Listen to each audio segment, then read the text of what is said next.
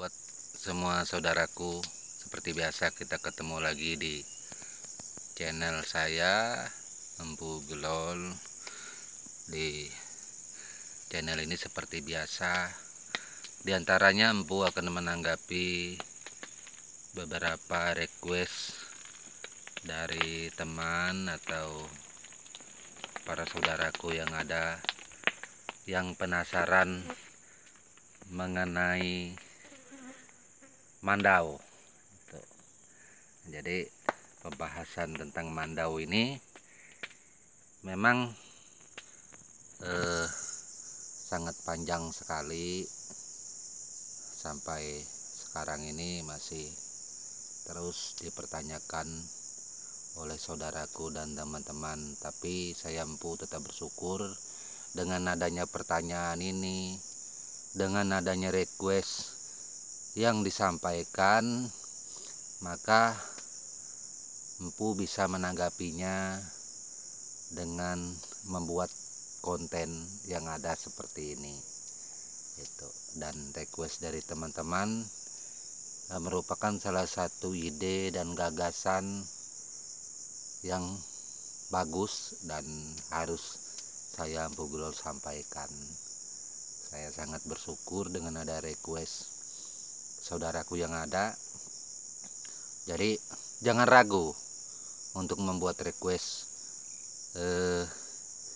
itu Empu jawab, atau seumpamanya tidak jawab kan nggak apa-apa. Seperti itu, apa yang sekiranya membingungkan, apa sekiranya yang membuat pertanyaan atau hal-hal yang terpendam selama ini, sampaikan saja di request yang menyangkut masalah mandau pada umumnya. Maka saya Empu Gelol akan berusaha menjelaskan menurut kemampuan yang saya miliki, menurut ilmu yang saya ketahui tentang mandau yang ada ini.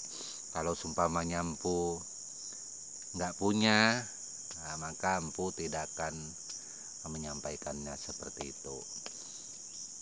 Jadi ada request dari saudaraku bertanya, yaitu Empu Gelol, saya mau bertanya, untuk mandau ini apakah mandau itu mempunyai nama? Seperti itu pertanyaannya. Di dalam tradisi budaya kita, nama mandau. Jadi di dalam penamaan mandau ini sebenarnya itu tidak diberlakukan kepada mandau keseharian, seumpamanya parang atau mandau untuk pergi kerja ke kebun. Itu dipastikan tidak mempunyai nama. Nah, jadi sangat berbeda sekali dengan mandau tempilan yang ada. Kalau mandau tempilan ini memang dari awal penciptaan itu sudah punya nama, itu dinamakan. Jadi karena kita berpegang kepada itu, maka setiap kita memiliki mandau tempilan, kita boleh membuat namanya. Artinya boleh membuat namanya, tidak dibuat nama juga tak apa. Itu kalau kita mau mengikuti jejak asal usul mandau tempilan ini, pernah dulu saya sampaikan di konten YouTube saya yang ada, yang menyampaikan siapa penempa bilah pertama menurut kepercayaan dan keyakinan orang benua berdasarkan dari temput yang ada. Itu sudah dijelaskan, yaitu penempa bilah pertama, pembuat mata mandau atau pembuat bulu dan pembuat pedang pertama kali di dalam orang benua, itu bernama Bangka Buat. Bangka Buat inilah yang pertama kali menempa bilah bulu, menempa mandau, menempa pedang. Itu. Jadi mandau pertama yang ditempa Bangka Buat itu dengan nama kalau tidak salah, mohon maaf, siapa tahu saya lupa. Itu bernama Ewer Olo. Itu mandau pertama, bilah pertama yang ditempa. Itu Ewer Olo. Kemudian Bangka Buat ini menempa bilah pedang dengan nama Kayut Langit. Jadi pedang Kayut Langit mandau Ewer Olo. Nah, itu menurut tradisi kami orang benua, itu menurut tradisi kami orang Luangan yang termasuk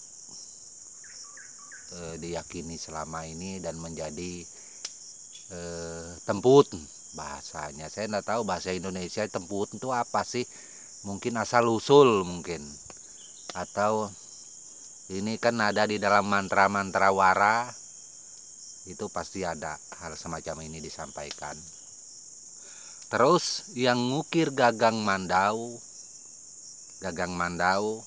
yang ngukir sarung itu namanya Bintang Nyulir. Itu Bintang Nyulir, ulun sulin tukang, sulin pandai. Nah, Raja Ingkung Pengalong itu gelar-gelar si tukang ngukir yang ada ini. Seperti jadi pembuat bilah itu lain, si tukang ukir juga lain orang. Yang penempa bilah pertama pembuat mandau yang pertama kali yang ada menurut keyakinan orang benua itu bernama Bangka Buat, sedangkan pengukir pertama kali yang ada itu namanya Bintang Nyulir. Seperti itu. Bisa dipahami teman-teman?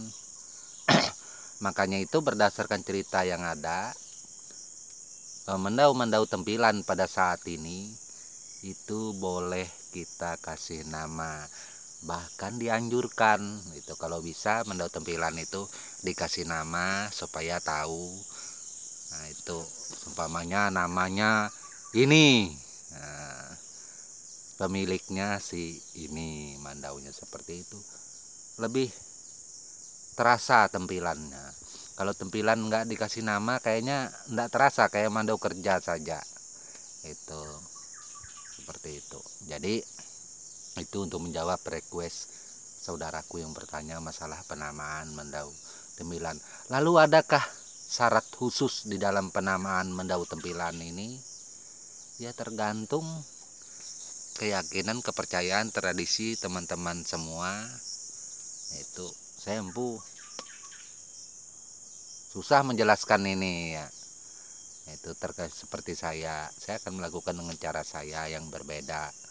Sumpamanya dengan sesajen yang ada sampai potong ayam segala macam istilahnya itu, lalu mengoles darah ayam di mata mandau dengan menyebutkan ini namamu ini, seperti itu ya, kurang lebih seperti itulah. Dan itu menjadi pegangan kita. Bahasa lainnya, kamu akan menjadi pendamping hidupku selama ini kemana saja saya menemui hal yang positif atau negatif, maka kau menjadi saudaraku di dalam situasi apa saja, ya kurang lebih seperti itu. Nah gitu. Jadi ini masalah penamaan mandau tempilan. Oke, saya rasa empu sudah cukup untuk masalah penamaan bilah tempilan. Nanti kita ketemu di sesi berikutnya lagi. Dan tak lupa empu ucapkan mohon maaf seperti biasa kalau ada sesuatu hal yang disampaikan ini salah, serta salam budaya buat saudaraku semua. Tabe.